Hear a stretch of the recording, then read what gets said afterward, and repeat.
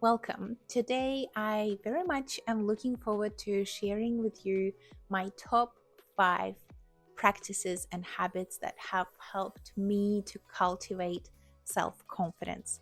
I went from someone who was a very anxious person, so full of self doubt across everything and anything in my entire life, to someone to a person who a lot of people now call me and describe me as very grounded and confident and quite courageous. And I think, whilst for me, I do genuinely believe we're always on a lifelong journey of growth. And I'm sure there's a lot more ways for me to grow in confidence as well as so many other areas. Yet, the change I've had over those last 5, 10 years has been really remarkable, particularly within how I feel within myself. It doesn't even matter what this shows up like to the rest of the world, but the personal um, way of how you feel at the end of the day, that's the most important. So, here are the 5 top changes that have had a very remarkable and noticeable impact on myself. And number one, if you've listened to any of my previous videos, you've heard me talk about this before, and it is being aware of your self talk, your inner critic voice, and changing the narratives you say out loud and think to the more positive ones. This starts very small. All these practices, actually, you have to start small, and then over time it builds that momentum. And when I say it starts small, it's start to notice, what do you say about yourself? How do you think? It's the little things. You might be saying, you ordered a meal at the restaurant that you didn't love, and then you say, oh, I always order something terrible. And the reality is that's not true. Most of the time you order beautiful things, and just sometimes, occasionally, which happens to all of us, it doesn't hit the mark, and that's fine. But this language that you use, it all builds up. It kind of creates that distrust towards yourself. And it's the little things, but everything starts from somewhere. So start paying attention to your thoughts. Do you sometimes have those thoughts where you say, oh, I'm useless, I'm terrible, this didn't work, I'm never going to achieve X, Y, and Z?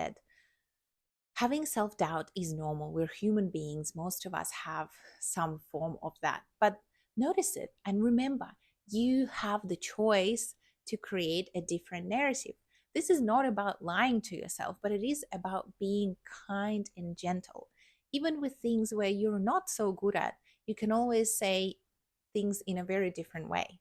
You could either say, oh, you're a useless surfer, or you can say, well, you're a newbie, you don't know how to do this well yet. But if that's an area you want to develop in, you can learn and practice, and of course, you'll get better. These are two very different mindsets and attitudes and the way of speaking to yourself. Think about it. If you were saying really negative um, phrases like this to someone you love and care about, do you think they'll feel a lot of self confidence? Probably not. If you would not be speaking like that to your child, don't speak like this to yourself. You have to be your own best supporter, not your enemy. Stop that self aggression. Full stop. Full stop. Be kind and gentle and say good things, nice things about yourself. Choose to do that. Choose to do that. Just a small side note, sometimes people are afraid that if they become too gentle on themselves, they'll lose all motivation and they'll stop doing anything. They'll just lie on the couch and say gentle, good things about themselves. And this could not be further from the truth. We're not talking about being lazy or excusing in, I don't know, rude or bad behavior towards others or anything like that. We're saying that aggression has never led to good, positive, productive, beautiful outcomes. So, aggression towards self, when you're berating yourself in a negative way, will never be a sustainably positive fuel. Learn to fuel yourself with positive thoughts that are focused on trust and confidence and belief in yourself in being able to improve and grow. Okay, so number one is self talk. Number two, this is an area that I had to work so hard within myself, and I still continue to do this till this day. And I know I'll do this for the rest of my life. And this is all about building and nurturing the connection with yourself. This is about developing a habit of asking myself on a regular basis, multiple times a day, checking in. What do I feel? What do I need right now? What do I want? What's better for me in this moment? We so often completely ignore not even our wants, our needs. We might go hours without drinking water because we didn't even notice that we're thirsty. We might be sitting in a really uncomfortable position and only notice this hours later once our back is hurting. All these little things, you might think, how is this connected to confidence? But confidence, in a way, is so closely related to our ability to trust ourselves. And it's very hard to trust yourself if you're not connected, if there's not that connection and inner authority that you are used to hearing and listening to. And like with everything, it starts so small. It starts with coming to the restaurant, looking at the menu, and asking yourself, what do I want right now? Yes, maybe yesterday I wanted this dish, but right now I actually want something completely different. It's fine to ask someone for advice, but don't ask them to make a decision for you. You have to learn to trust yourself and to know what are your needs, what are your wants, what is it that you need and want. If you notice that you have a tendency of asking other people, this is the first little clue and sign that that connection with yourself is, it's always there, but you're ignoring it. It's, you need to cultivate and notice and bring it to the surface more. So start small, start asking yourself and acting on that. In this moment, you're watching this video, are you comfortable? Do you really, is this the right time for you to do this now? Maybe you need to pause this and go make yourself a beautiful cup of tea. Maybe you need to go for a walk and just stretch yourself and get some fresh air. Are you sitting in a comfortable position? Do you need to move around? Start creating this habit of asking yourself multiple times a day. Over time, like with everything, you'll notice this is making a really huge difference. You'll have this inner authority, and inner authority is what will give you confidence, where you'll know this is how I'm going to act. This is what I'm going to do. I trust myself to be able to X, Y, and Z. That's number two. Number three is all about balancing out the negative with the positive. So this is where we're looking for evidence of the praise, the achievements, the compliments that we receive. So we're sort of moving from being inward focused, which is super important, that inner connection. But of course, we all live within the society and societal norms and with other people, right? And that's how we actually make sense of the world. So even though inner authority is incredibly important and we absolutely must cultivate it, something that often happens is in the context of the external environment is our minds are so wired for negativity because this is our survival instinct right there. We have to pay attention to dangerous things, that we tend to remember all the negative things someone said to us, the negative feedback we were given at some point, yet we don't pay enough attention to compliments, to praise, to achievements. And these things build our confidence. They create that evidence within our minds of, I've achieved this, I've succeeded. When I tried this and this worked, I did this. This happened to me. That was me. So again, it's not about ignoring the negative things, and it's important to pay attention to them as well. Of course, they help us grow, but we want to balance it out. Start noticing, write these things down. I literally every month I sit down. Well, what am I saying every month? Every month I write down my highlights for the month, but every week on a Sunday, I take 5 to 10 minutes. I highlight all the good things that happened to me this week. And a lot of them include the praise that I received, any recognition, achievements that I'm proud of. Super important. At the end of every year, when I sit down to do my reflections, um, one of the questions I asked, what are my top 5 proudest achievements this year? This is incredibly important. This helps you build that trust muscle, that confidence muscle. So, again, make a choice to be your own best supporter. Make a choice to notice those things, to create space for them to exist, to build that muscle that will fuel you to be able to take on bigger challenges next time, because you've thought about it, you've reflected on it, and you can do this. You can do this again, and you can do this bigger and better next time as well. Fourth tip is related to building that trust within yourself. And this one is all about keeping promises to yourself. Learn to keep promises to yourself. This one has been a big eye opener for me a number of years ago when I realized that I will have no issues keeping a commitment that I made to a friend, for example, or at work. At work, it won't even be a question. If something needed to be done, I'll just do it. I'm not even going to think about it. Yet, it was not uncommon for me to say that I'm going to do something for myself and then just not do it.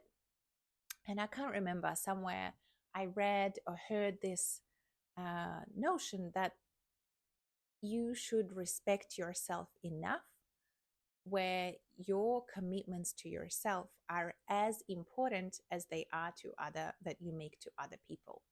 And that was a big light bulb moment for me. And I thought, of course, I should be able to trust myself enough and to respect myself enough that I want to keep those commitments. When I say I'm going to do something because it is important for me, I just go and do it. And this makes a huge impact to your confidence. Very often you'll hear people say, I can't trust myself not to drink or not to overspend or to exercise regularly. And of course you can. Again, this kind of comes down to my first tip. Remember how you say things. Yes, maybe you failed at this before, but it doesn't mean you can't try again. And of course, you can trust yourself. Make a decision and notice how you say and think about it. Help yourself to create the structures to make these commitments work. Make sure you make realistic commitments. Maybe if you've never exercised, don't make a commitment of exercising 7 times a week, but you can make a commitment that you're going to go for a 15-20 minute walk tomorrow and then go and do it. Again, help yourself. Set realistic promises and commitments. Realize why they're important to you and stick to them. And you only have to start doing that at the beginning to create that positive momentum where over time you'll notice that this is not even a question for you. You just go and do it. Okay, my final one, tip number 5, is all about paying attention to the areas where you notice you lack confidence. Maybe you compare yourself to others. And of course, we know we shouldn't compare ourselves, blah, blah, blah, all that. Absolutely 100% agree with it. But I also do think that we learn about ourselves through other people. When something triggers us within somebody else, this is an amazing mirror. It has nothing to do with that person. It highlights something for us that this is important. This is something that maybe we want to achieve, but we haven't. And this is such an important clue. And in these situations, if you're objectively, you're lacking confidence in this area because maybe you're not competent, you're not experienced, you don't know, go and learn. Quite often, when we think about confidence, it might be a universal aspect where you in general just don't seem to be a confident person. You don't think of yourself like one. But more often than not, we're confident or more confident in some areas and lack confidence in other areas. And in some of those areas, we don't even care about. It's just not an area we're interested in, and that's it. But there might be some where we are not confident, we're not competent, we don't know anything about them, but we would like to be. And these are amazing, beautiful cues for us to act. This is where getting curious, again, having that positive self talk about your ability to improve, and then creating a plan to start building that up within yourself is going to be really helpful. So you kind of have to work on your confidence in almost like three angles, right? Or maybe, the way I would describe it as, you have to work on it within yourself internally, how you think about yourself, how connected are you to yourself, how gentle and kind. And you also have to, and that's very important and actually quite hard, difficult work. And on the other side, you also have to go and act. You actually have to go and do things that will help you build more of that confidence. Learn about something new, learn that new skill, improve. And that in turn also helps you build that confidence. So both of that inner and outer work really works in synergy. And over time, again, like with anything, it's like going to the gym, like trying to work on your muscles and your body. Doing it once is going to feel nice, but not going to make much of an impact. But doing this regularly over time is going to do wonders for your confidence, just like what it had done for mine. Again, as I like to do at the end, let's recap the 5 core tips. Number one, we talked about the power of self talk and noticing being positive about how we think and talk about ourselves. Number two is all about establishing that connection with yourself and asking yourself, what's better? What are your needs? What are your wishes in that moment? What do you need? What do you want? Number three is all about noticing the evidence and paying attention to the positive evidence about yourself. Number four is all about keeping commitments and promises you make to yourself and making them realistic. And finally, paying attention to the areas where we lack confidence and creating a practical plan and some steps to help develop in those areas to become more competent and more experienced and more confident in them.